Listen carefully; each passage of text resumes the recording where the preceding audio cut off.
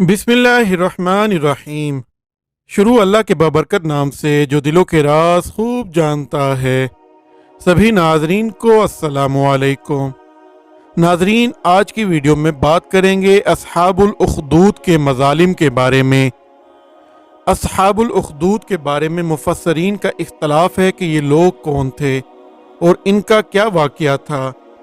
इस बारे में हज़रत सुहैब रज़ी अल्लाह ताला अन्हु से रिवायत है कि अगली उम्मतों में एक बादशाह था जो खुदाई का दावा करता था और एक जादूगर उसके दरबार का बहुत ही मुकर्रब था। एक दिन जादूगर ने बादशाह से कहा कि मैं अब बूढ़ा हो चुका हूँ, लिहाजा तुम एक लड़के को मेरे पास भेज दो ताकि मैं उसको अपना जादू सिखा दूँ। चुनाचे बादशाह ने एक होशियार लड़के को जादूगर के पास भेज दिया। लड़का रोजाना जादूगर के पास आने जाने लगा, लेकिन रास्ते में एक ईमानदार राहिब रहता था। लड़का एक दिन उस राहिब के पास बैठा तो उसकी बातें लड़के को पसंद आ गईं। चुनाचे लड़का जादूगर के पास आने जाने में रोजाना राहिब के पास बैठने लगा।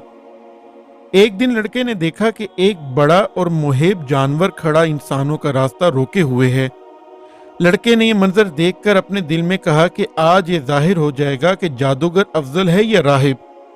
चुनाचे लड़के ने एक पत्थर उठाकर ये दुआ मांगी कि या अल्लाह ताला, अगर तेरे दरबार में ये मजहब जादूगर से ज्यादा मकबूल और महबूब है तो इस जानवर को इसी पत्थर से मकतूल फरमा दे। ये दुआ करके लड़के ने जानवर को इस पत्थर से मार दिया तो ये बहुत बड़ा जानवर एक छोटे से पत्थर से कत्ल होकर मर गया और लोगों का रास्ता खुल गया।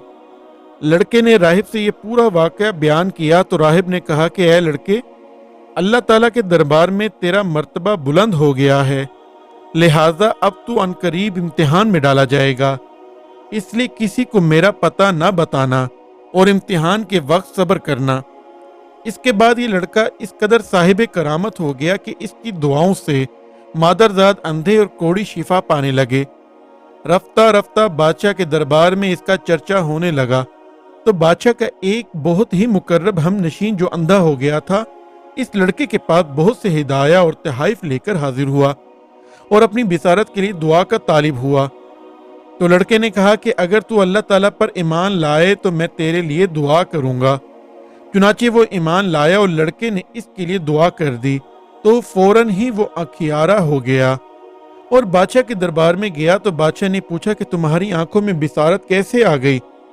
तो मुकर्रब हमनशी ने कहा कि मेरे रब ने मुझे बिसारत अदा फरमा दी है।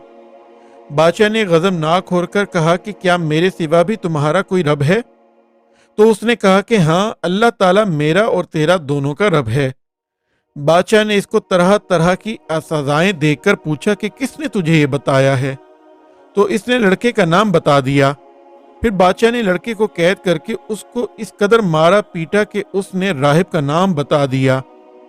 बादशाह ने राहिब को गिरफ्तार करके उससे कहा कि तुम अपने अकीदे को छोड़ दो, मगर राहिब ने साफ साफ कह दिया कि मैं अपने इस अकीदे पर आखिरी दम तक कायम रहूंगा। ये सुनकर बादशाह आग बगोला हो गया और उसने राहिब के सर पर आरा चलवाकर उसके 2 टुकड़े कर दिए। इसके बाद बादशाह ने अपने मुकर्रब हमनशी के सर पर भी आरा चलवा दिया। फिर लड़के को सिपाहियों के सपुर्द किया और हुक्म दिया कि इसको पहाड़ की चोटी पर चढ़ाकर ऊपर से नीचे लड़खड़ा दो। लड़के ने पहाड़ पर चढ़कर दुआ मांगी तो एक जल्जला आया और बादशाह के सिपाही जल्जले के झटकों से हलाक हो गए और लड़का सलामती के साथ फिर बादशाह के सामने आ खड़ा हो गया। फिर बादशाह ने गैज़ो गज़ब में भरकर हुक्म दिया कि इस लड़के को कुश्ती पर बिठाकर समंदर में ले जाओ और समंदर की गहराइयों में ले जाकर इसको समंदर में फेंक दो। चुनाचे बादशाह के सिपाही इसको कश्ती में बिठाकर ले गए।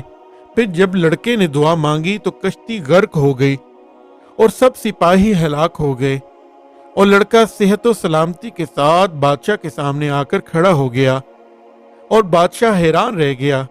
फिर लड़के ने बादशाह से कहा कि अगर तू मुझको शहीद करना चाहता है तो इसकी सिर्फ एक ही सूरत है कि तू मुझको सूली पर लटकाकर और ये पढ़कर मुझे तीर मार, बिस्मिल्लाहि रब्बिल गुलाम।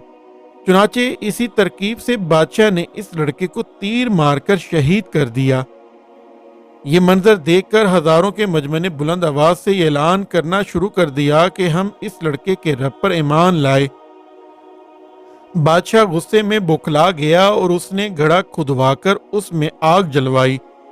جب آگ کے شعلے خوب بلند ہونے لگے تو اس نے ایمانداروں کو پکڑوا کر اس کو آگ میں ڈالنا شروع کر دیا، یہاں تک کہ 77 مومنین کو اس آگ میں جلا ڈالا۔ آخر میں ایک ایمان والی عورت اپنے بچے کو گود میں لیے ہوئے آئی، اور جب بادشاہ نے اس کو آگ میں ڈالنے کا ارادہ کیا تو وہ کچھ گھبرائی، تو اس کے دودھ پیتے بچے نے کہا کہ اے میری ماں، صبر کر، تو حق پر ہے۔ بچے کی آواز سن کر اس کے ماں کا جذبانہ ایمانی بیدار ہو گیا اور وہ مطمئن ہو گئی۔ پھر ظالم بادشاہ نے اس مومنہ کو اس کے بچے کے ساتھ آگ میں پھینک دیا۔ بادشاہ اور اس کے ساتھی خندق کے کنارے مومنین کے آگ میں جلنے کا منظر کرسیوں پر بیٹھ کر دیکھ رہے تھے اور اپنی کامیابی پر خوشی منا رہے تھے اور کہکے لگا رہے تھے۔ ایک دم قہر الہی نے ظالموں کو اپنی گرفت میں لے لیا، اور وہ اس طرح کے خندق کی آگ کے شعلوں اس قدر بڑک کر بلند ہو گئی کہ بادشاہ اور اس کے ساتھیوں کو آگ نے اپنی لپیٹ میں لے لیا، اور سب کے سب لمحہ بھر میں جل کر راکھ کا ڈھیر بن گئے، اور باقی تمام دوسرے مومنین کو اللہ تعالیٰ نے کافر و ظالم کے شر سے بچا لیا۔ اس واقعے کو اللہ تعالیٰ نے قرآن مجید میں ان لفظوں کے ساتھ بیان فرمایا ہے کہ کھائی والوں پر لعنت ہو، وہ اس بھڑکتی آگ والے، جب وہ اس کے کناروں پر بیٹھے تھے، اور وہ خود گواہ ہیں جو کچھ مسلمانوں کے ساتھ کر رہے تھے۔ ناظرین، اس واقعے سے یہ ہدایت کا سبق ملتا ہے کہ عموماً خدا کی طرف سے امتحان ہوا کرتا ہے، اور بوقت امتحان مومنوں کا بلاؤں اور مصیبتوں پر صابر و شاکر ہونا انتہائی کامیابی کا منظر ہے۔ یہ بھی معلوم ہوا کہ ایمان کامل کی یہی نشانی ہے کہ مومن خدا تعالیٰ کی راہ میں پڑنے والی تکلیفوں اور مصیبتوں سے گھبرا کر کبھی بھی اس میں تذبذب نہیں ہوا کرتے، بلکہ مومن خواہ پھولوں کے ہار کے نیچے ہو یا تلوار کے نیچے، پانی میں غرق کیا جائے یا آگ کے شعلوں میں، ہر حال میں بصورت و ایمان پر ساکت اور استقلال کے ساتھ پہاڑ کی طرح قائم رہتا ہے، اور اس کا خاتمہ ایمان پر ہی ہوتا ہے۔ یہ وہ سعادت عظمیٰ ہے کہ جس کو نصیب ہو جائے اس کی خوش بختیوں کی معراج ہوتی ہے، اور وہ اللہ تعالیٰ اور رسول اکرم صلی اللہ علیہ وآلہ وسلم کی بارگاہ میں وہ کرب حاصل کر لیتا ہے کہ آسمانوں کے فرشتے اس کے اعلیٰ مراتب کی سربلندیوں کے مداح و ثنا خواہ بن جاتے ہیں۔ ناظرین، اسی دعا کے ساتھ اپنی ویڈیو کا اختتام کرتے ہیں کہ اللہ ہم سب کو اپنی ایمان میں لے لیں اور اپنے حبیب صلی اللہ علیہ وآلہ وسلم کے دین کے لیے لڑنے والوں کی مدد فرمائیں، اور ان کے ذریعے تمام امت کو کافروں کے ظلم سے نجات عطا فرما دیں اور ذلت سے نکال کر عزت عطا فرما دیں، اور ہماری اس جان کو اپنے دین کے لیے قبول مقبول فرما لیں۔ آمین۔ اللہ حافظ۔